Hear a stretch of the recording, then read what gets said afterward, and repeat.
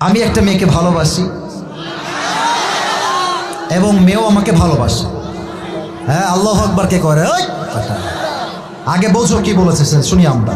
কিন্তু আমাদের পরিবার থেকে বিষয়টা মানতে চাচ্ছে না এবং মেয়েকে বিয়ে দেওয়ার জন্য তারা উঠে পড়ে লেগেছে। অর্থাৎ মেয়ের বাবা এবং মা মেয়েকে বিয়ে দেওয়ার জন্য উঠে পড়ে লেগেছে।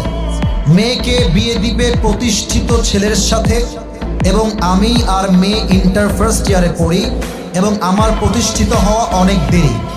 আমার পরিবার এখন আমার বিয়েতে সম্মতি দিবে না। আমি ওই মেয়েকে ভালোবাসি এবং তাকে হারাতে চাই না। এমন অবস্থায় আমি কি করতে পারি? আপনার বিবেচনায় আমাদের বিষয়টা কি বলে মতামত দিবেন। আসল কথা এটাই সত্য, বাংলাদেশে হাজার হাজার যুবক তার পছন্দের মেয়েকে বিয়ে করতে পারে না জাস্ট টাকার জন্য। রাজবাড়ির ভাই, আজকাল টাকার জন্য যুবকদের হাজার হাজার হাজার হাজার যুবকদের পছন্দের মেয়ের বিয়ে অন্য জায়গায় হয়ে যায়। আমি তোমাকে বিনয়ের সঙ্গে বলবো, কলিজার টুকরা যুবক, একটু ধৈর্যের পরিচয় দাও, বাড়াবাড়ি বেশি করতে যেও না। মাথায় রাখবা, তোমার এই বয়সটাই হচ্ছে আবেগের বয়স। দুইটা পয়েন্ট মাথায় রাখবা, দুইটা পয়েন্ট। এক, তোমার বাবা এবং তোমার মা, তাদেরকে কনভিন্স করার জন্য you have to try your best level.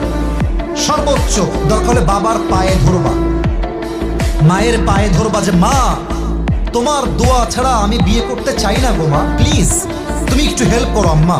বাবার পা ধরবা, আব্বা প্লিজ বোঝার চেষ্টা করো, আমাকে বিয়ে না দিলে আমার দিন দিন চরিত্র নষ্ট হয়ে যাচ্ছে আব্বা, প্লিজ বোঝার চেষ্টা করো।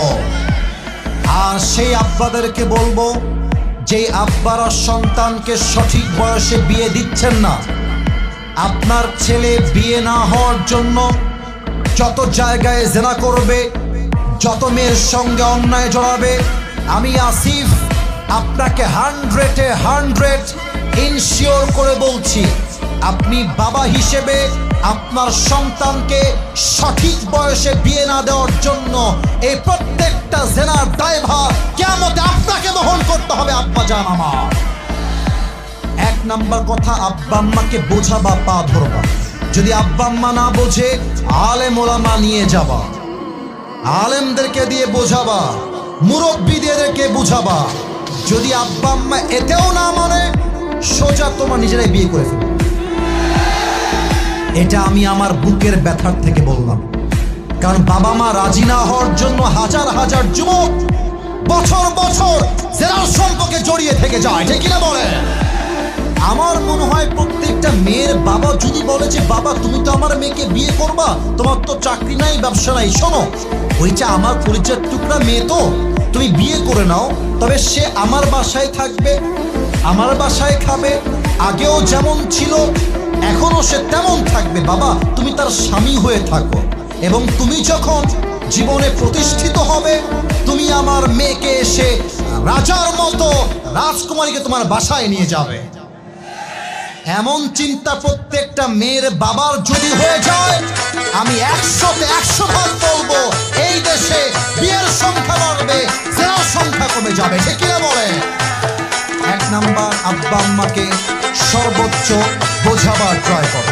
সেকেন্ড কথা, একটু টিকা মাথায় রাখবা, তুমি যেই মেয়েকে ভাবছো যেই মেয়েটাকে বিয়ে করলে my life is settled, I don't want anything in my life, এই মেয়েটা পেলেই আমার জীবন ধন্য, আমি সুখী হয়ে যাও। বাবা আজকে মনে হচ্ছে রাজধানী, কালকে মেয়েটার কাল লাগিনি হতে বেশি একটা সময় লাগবে না, লাগবে না, লাগবে না।